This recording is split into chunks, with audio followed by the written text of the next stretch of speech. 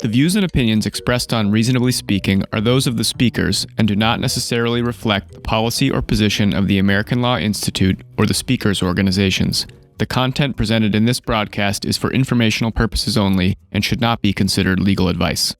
Please be advised that episodes of Reasonably Speaking explore complex and often sensitive legal topics and may contain mature content.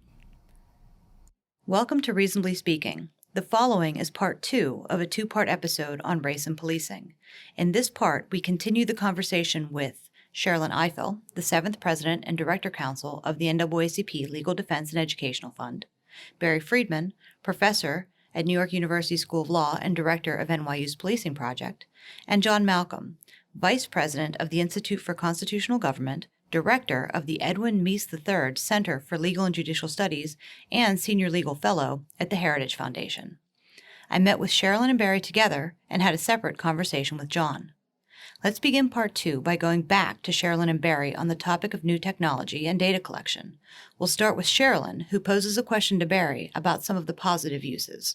Well, I hope that maybe you can say something more about what could be the positive uses, because I do try to think about that. What if we could harness this energy and use it for good? But I do think we have to spend a lot of time dealing with what we can already see are the potentially very devastating and bad consequences. The words predictive policing scare the hell out of me. The use of risk assessments in prison, the use of algorithms in all kinds of ways. I mean, this is again what I mean about pretending as though these things exist outside of our world. It's like whatever you put into it is what's going to come out of it. And you're not required to create a model that demonstrates that you're not putting into it the same kinds of biases that we use all the time in our criminal justice system. And so I'm really curious about, have there been any technological innovations that when you looked at that, you thought, wow, it'd be great if we used that to X, right, in a way that would be positive and ameliorate some of the problems that we see in law enforcement. Yeah, so just to give one example, and it's interesting to me because we live in this funny space where we see all of the very concerning downsides while there are wide swaths of society, as I'm sure you're aware, that are gaga about the possibilities. And so, but one of the places where I think there's hope to use data in a helpful way is work that, for example, Ann Milgram or other folks are doing around the relationship between public health data and law enforcement data, and an awareness of how there are a set of very chronic incidents in society that we repeatedly deal with by using law enforcement, which is nuts because you're not going to fix substance abuse and homelessness and mental illness with law enforcement. But people that are often deemed frequent flyers, which is a sad way to think about how we're thinking about those people, will be arrested 40 times. And to the extent that we can use data and algorithmic searching and figure out where there are trouble spots in society where we could devote social resources and try to actually fix social problems is a happy story. In talking about the good work that has been done in predictive policing, particularly in chronic incidents, Barry mentioned that mental illness and substance abuse are areas where algorithmic searching can identify trouble spots. Let's return to my conversation with John, who explains how we got to where we are with this part of the community. This is a major problem. In our country in the 60s and 70s, we underwent a mass deinstitutionalization movement, for good or ill. I would be the first to admit that there were many public mental health facilities where people had been involuntarily committed that were absolutely opprobrious. Willowbrook is the most prominent example, but by no means unique. So for a variety of reasons, it was a movement to get people out of those institutions and into our communities. And the implicit and in some cases expressly stated part of the bargain was that the communities would beef up their public health resources that would be available to people who needed mental health services. And by the way, drugs and mental health frequently go hand in hand, because people who are mentally ill, who are on the streets, who are not getting treated, often will self-medicate. So they're either taking drugs or they're drinking alcohol. So there's a synergy between the two, and the two conditions can exacerbate each other in no uncertain terms. That turned out to be a lie. The public health beds in communities are few and far between. Communities, for the most part, are dramatically under-resourced when it comes to providing mental health services, and there are an awful lot of people, some of them living in homes, many of them living on the streets, who have untreated mental diseases.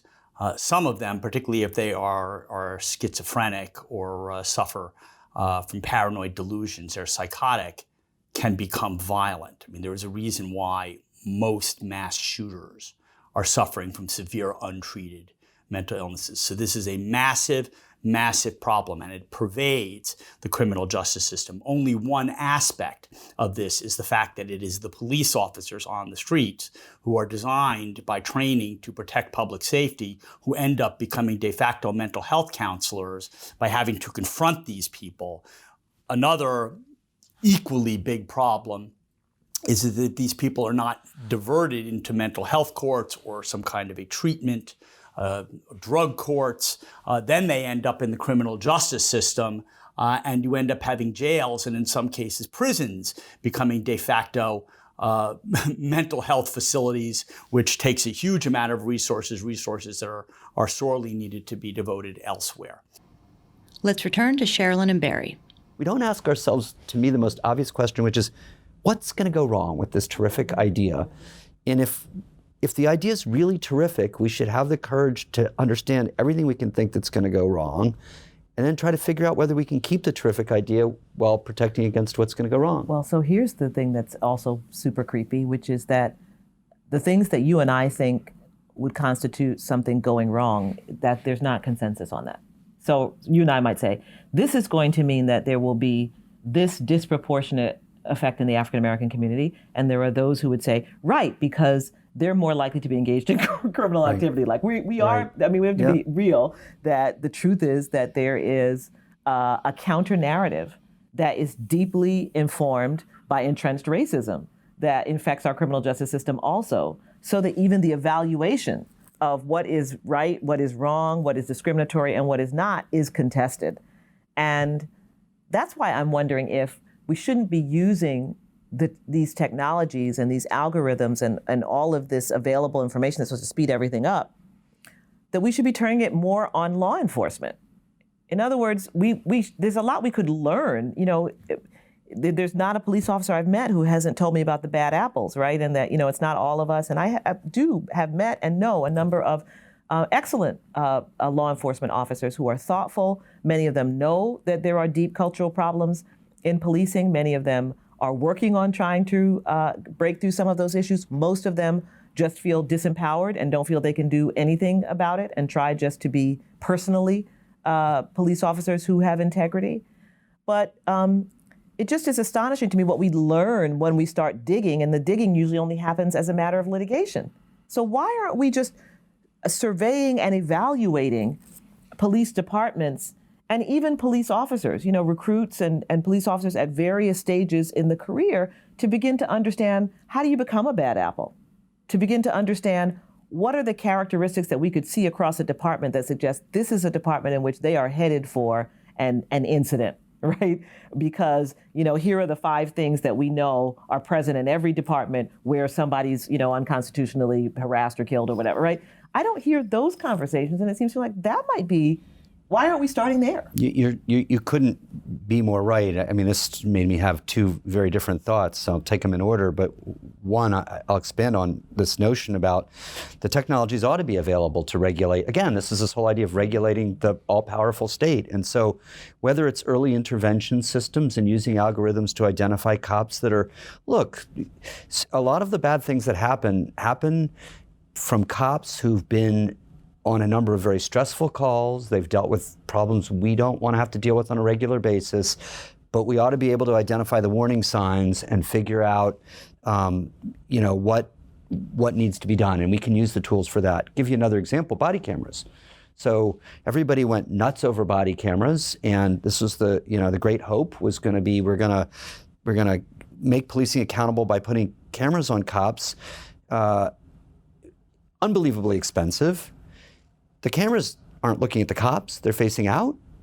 And we've done lots of work around, as I'm sure you have, around body camera policies. And it turns out we're really good at using the footage for evidence in court against people, but we're not so good at having policies that compel the release of that footage so the public can see how policing happens. And so I'm going to amen to everything you just said. I just want to also make another interesting observation, or you actually made it, and I just want to piggyback on it.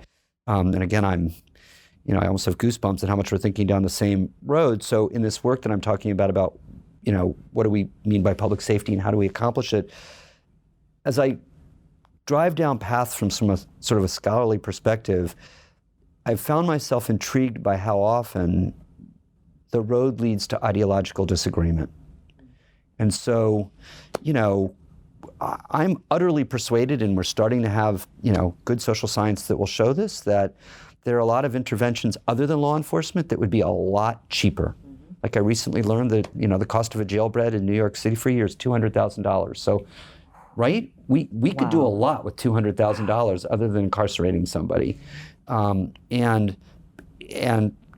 that would require us having some agreement about what a social safety net really looks like. And often we can't get to those sane, from a sort of economic perspective outcomes because we just can't agree. I'll give you a more micro example and then I'll pipe down. But, the same story holds true of, you mentioned noise. I mean, a lot of what cops do is answer noise complaints.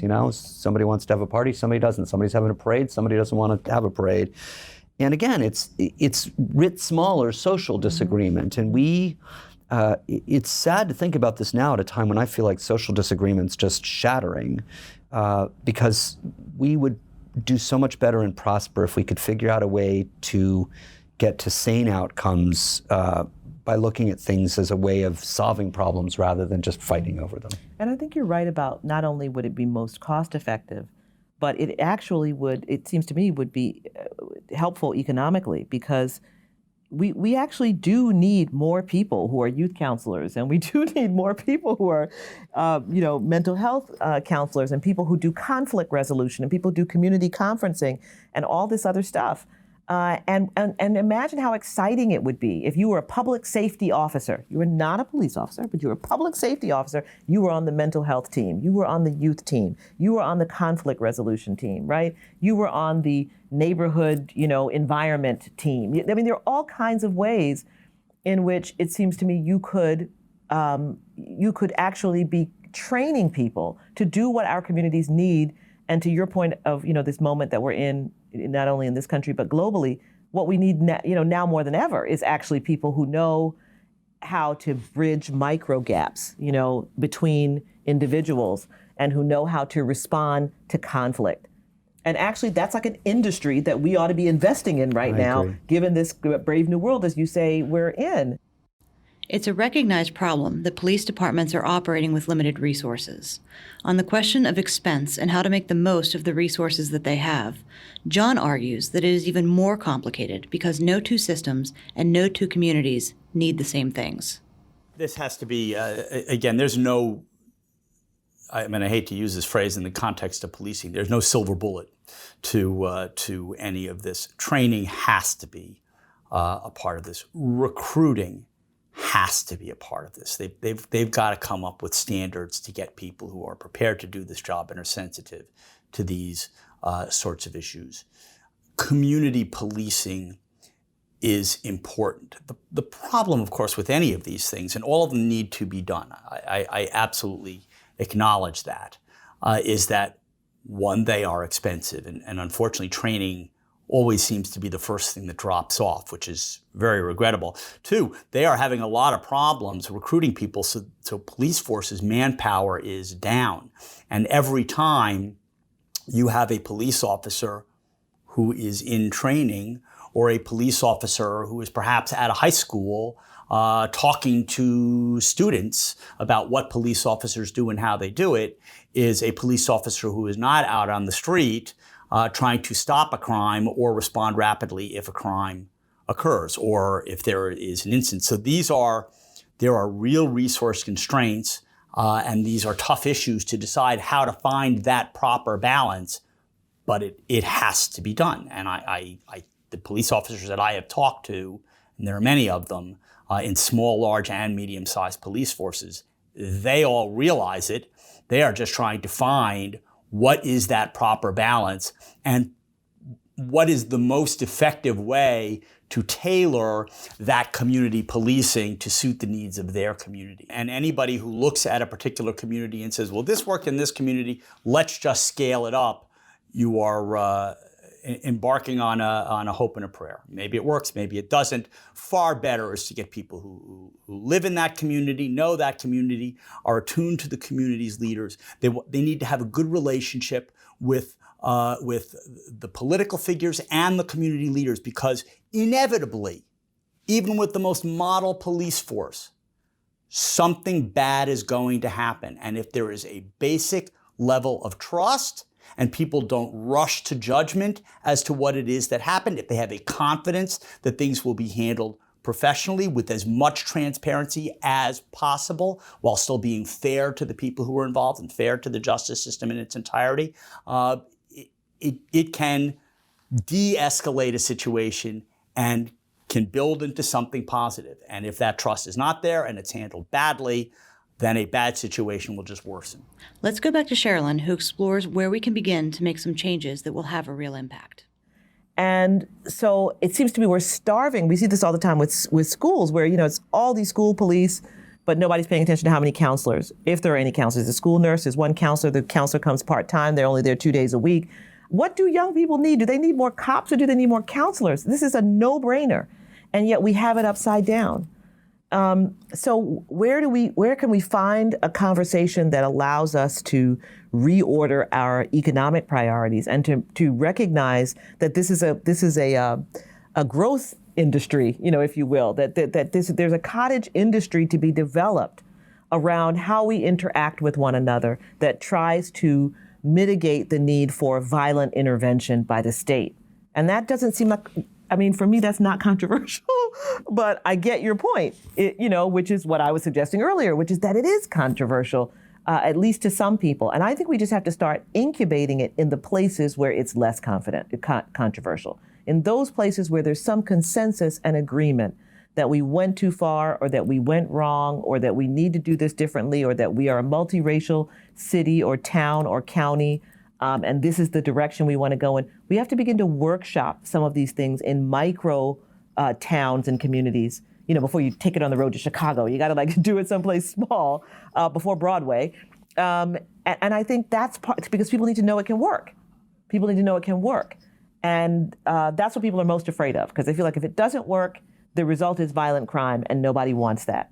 And so I think New York being able to keep its violent crime levels low after ending stop and frisk is one of the most important stories out there. And I use it all the time in communities we're working on policing reform, because it was presented to us that it was a zero-sum game, that it couldn't be done. Yeah, I would happy to join you in that endeavor, because I think it's exactly the right one. And I'll give you a negative story and a hopeful story, and I never know which way it's going to go. That's the problem with ideological disagreement. And we've been telling stories and thinking about things, and so often I look at what's happening and think, these are kids. They're kids. Can't we agree on kids? Can't kids be saved in every possible way? And the negative story, the one that depresses me, is that there's this authoritarian instinct to, there's a problem, let's just throw law enforcement at it because that will fix it. And I don't know why anybody thinks that's true, or where's the evidence for that. The positive story, though it has its own frustration for me, is, we've made some progress in uniting across the ideological line around incarceration. There's, as we're speaking, hopefully there's some progress in this country about doing something about mass incarceration.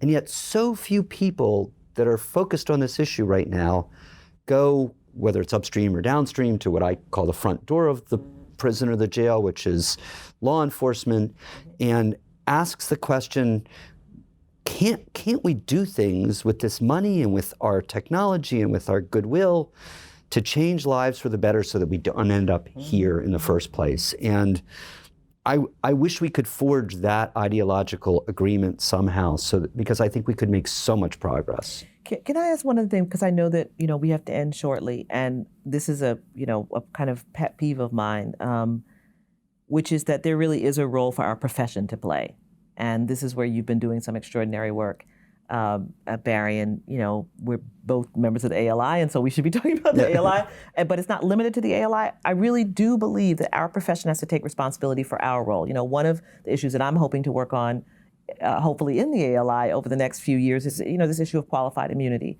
which is not in the Constitution. It's a judge-made doctrine that has has produced a problem of lack of accountability for police officers who engage in unconstitutional policing. And that lack of accountability, police officers who I talk to will tell you that, police officers knowing that they won't be punished and that they won't have to pay the price and that they won't be accountable for engaging in unconstitutional policing, even at the cost of ending someone's life, that's part of the problem. We just had a client who was tased to death 13 times in Phoenix City, Alabama, and the Supreme Court decided not to take our case. Qualified immunity granted to these officers.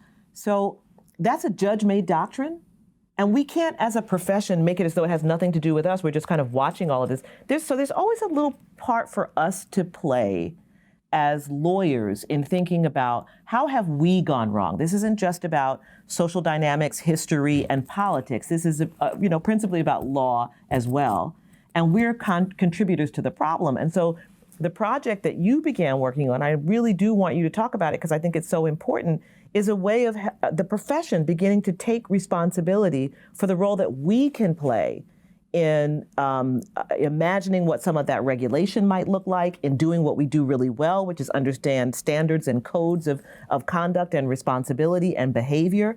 And so I want you to talk about that, because I do get very impatient with lawyers sitting around talking about this terrible problem as though it has nothing to do with lawyers and our profession. So I want to applaud, as I always do, both your grace and your intellect. I'm grateful for you to raising that. You're obviously running one of the most formidable organizations in this country's history, and a lawyering organization, and one that has gone into really tough places and tried for change. We've talked a lot about this. The policing project that I run really is trying to focus on the front end as lawyers. I think I stumbled into this as a lawyer. I tell the story that I was teaching constitutional law and criminal procedure in the same semester, and all of a sudden I started to wonder why, and this is exactly to your point. I go to con law and I teach about transparency and legislative responsiveness and the popular will, and then I go to criminal procedure and it's all about lawsuits. And yes, you are right, as often as not, it's like, and we're going to let the cops off without even saying whether it violates the Constitution, because they should have a magic aura around them of immunity. And so I applaud wholeheartedly your pushing all of us to be good lawyers around this, because what's been missing around public safety and policing and law enforcement is, ironically, law and legal regulation. And I think it's because people in society are very often afraid of this subject. Like, they're afraid to get near it because they don't, nobody wants to tell the police what to do, but that's what lawyers are supposed to do. And the ALI project, in which you've been a loud and important voice in the work that we're doing, and really driven us to doing the right thing, is an attempt to create an architecture of law around policing. And you won't know this, but it will reassure you to know that we're moving toward the chapters of the project that are going to encompass qualified immunity and remedies and accountability measures. And so, and that's some of the toughest stuff. It's interesting because, we're living in this world that's compliance obsessed, and yet there's very little of that around policing. And we're having to create an infrastructure that doesn't exist to try to regulate policing itself. And I know you'll be pushing us to do the right thing, but I hope you're pleased with some of the stuff we come up with originally, because it's a lot of creativity. And I think, a happy note from me toward the end is I really do believe that even though you get so much opposition to this from some folks in law enforcement and some folks outside of law enforcement these days, I think there's a world in which everybody's happier by the regularity of law, that we all know what we're doing, what we're supposed to do, what our lanes are, what's right and what's wrong. And once you've got that that's how it works in a lot of other areas, then you know what, it's almost liberating to know what the rules are. So, well, and I think that is in fact true of almost every profession, but certainly a profession in which, police officers are on the front line. Sometimes they're making split-second decisions, sometimes they're not, but they're certainly facing very often situations that require quite a lot of them, and sometimes requires of them skills that they don't have, frankly. There's a lot of training that goes into making sure you can shoot straight, not a lot of training that goes into whether you can de-escalate with your voice and your manner, a conflict. So they're often ill-prepared. And I think that many police officers would like to be more prepared to do their jobs better. So I do think there's a space in which no matter what they're saying to you, because everybody, you're going to protect your profession. Teachers do it too, right? But good teachers know that there's, tremendous room for improvement in public education, and would welcome, some structure around those improvements, and a sense of what is expected of me, and am I going to be given the tools that will allow me to perform in the way you are suggesting you want me to perform. And so that's why I think, these kind of legal regulation projects are so important. Nobody says bring on the regulation. Nobody says that anywhere. I mean, this is what I was talking about AI the other night. It's like, it's wearing the seatbelt, which, both of us are old enough to remember when we didn't wear seatbelts in cars, and that it seemed outrageous that everyone would have to wear a seatbelt. I mean, my father was just outraged. We had so many kids, we used to just pile into the car. And, and the idea that each one had to be in a separate seat was just unbelievable. And now it's like your hands do it before you even can think about it. And it has saved lives, right? And people said it would kill the industry, right? I mean, this is normal. It's normal that that's the reaction. But it doesn't, leaded gas, for heaven's sakes. I mean, these are things that were thought of as just like, it had to happen. It doesn't have to happen. And so the idea that that there's resistance is kind of just part of the deal. There's supposed to be resistance. Nobody says, come and regulate me. But the truth is, if we're to be a nation of laws and not a nation of men and women, and if we're to have to value and prize human life, and if we're to address deep issues of racism and inequality, it doesn't get worse than abdicating the responsibility to deal with the state power to kill, to take life, and to take life with impunity. If you're not willing to step to that, I'm not sure what democracy you're willing to work for. Yeah, amen to that. So we've just proven that what we both knew, which is we could sit here and talk all day long without any effort. Reasonably, talk reasonably. I am going to say amen to that. Sherrilyn's question about responsibility is a great one.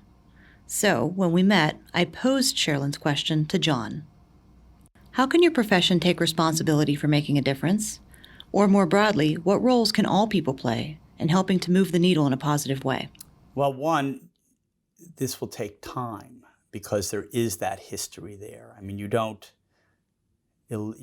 everybody's going to have residual elements of mistrust probably with them for the rest of their lives if they've been burned or know other people who have been burned or just feel oppressed. It will take time. It will take a lot of positive interaction. So, for instance, I was actually in California recently, and I was visiting several prisons. And I was there specifically to look at reentry programs. And they made a point when people were in the process of transferring out of prison and reentering society, they had the police officers are there with the inmates, taking them to drug treatment, talking to them about their life, helping them to prepare their resumes, taking them, if they don't have independent means or bus fare, to job interviews, trying to show that police officers are human beings too. That police officers are not going to just, in a knee-jerk way, look at them and saying, once a felon, always a felon. You're going to say, you're a human being, and I want you to succeed, and I want you to become a law-abiding member of society. I'm going to show that to you, but you also have to realize that there are rules and that I am the person who is charged with enforcing that rule. So in my capacity as a scholar, to the extent to which I can, I do things like this to at least, talk about the pros and cons and at least give my perspective, whether it's right or whether it's wrong, on how I see the world in terms of all of these very knotty, complex issues that are core to who we are as a people. And I would also encourage people not to just engage in stereotypes in the same way that, police officers should not look at an African-American kid walking down the street and assume that he's doing anything bad. I would not, look at a police officer sitting in his car out on the streets and assume that, he's out to arrest me. Go up and talk to cops. Look for opportunities to say, hey, can we have a cup of coffee and sit down and talk about what you do and how you do it. Start to see each other as neighbors and part of the human race and trying to help each other. And that's not easy to do. But certainly riots and placards and shouting, I understand people's anger when bad things happen and a need to vent. But at the end of the day, I'm not going to say, can't we all just get along? But I'm not looking for a slogan, but I do think that a better understanding about what we do and how we do it, to try to take a few minutes to walk in the other person's shoes and see their humanity, is helpful. And I don't mean for this all to sound like a bunch of cliche slogans, and I hear myself talking and I fear that I'm coming across that way, but people really do need to just understand what they're feeling. If there are people in the community who are feeling beleaguered because they think that police officers are just there to harass them, don't go up and shout at them. Sit there and say, look, I'd like to talk to you about what's important to me. What kinds of crimes are important to me? I care about the drug dealer who's loitering in my building, but I don't care about the homeless person who leaves trash in the park. There needs to be some dialogue about what the community would like and what the community expects, and probably some thoughtful compromise and open discussion about how to go ahead and deploy these resources in a way that gets the community what it needs and de-escalates situations. We covered a lot of topics, including training, community policing, and new technologies, and yet we only scratched the surface. This episode now closes with Barry's thoughts on what he hopes for the future. I'm going to make the very small point that, we spend our days at the Policing Project working with folks in law enforcement, and that was not a community I knew before starting this, and there are tons of super impressive people in that community, like blow me away things I could never do. I remember reading the DOJ's report about the Chicago Police Department, and some of it was pretty incredibly upsetting and depressing. But the reaction I had was what you just said, which was, I'm not sure cops are going to read this report that way, but what I read this report as saying is you have disserved your cops. You have not equipped them and trained them properly. And the hope is that the world follows your good sense and that everybody realizes this is a better state of affairs. Amen. Thank you for listening to Race and Policing Part 2, Predictive Policing, Funding Priorities, and Working Toward a Solution. And thank you to Sherrilyn Ifill, Barry Friedman, and John Malcolm for spending time with us to talk about this important topic. Thank you for tuning in to Reasonably Speaking. Visit ali.org to learn more about this important topic and our speakers. Don't forget to subscribe so you never miss an episode. Reasonably Speaking is produced by the American Law Institute with audio engineering by Kathleen Morton and digital editing by Kristen Evans. Podcast episodes are moderated by Jennifer Marinigo, and I'm Sean Kellum.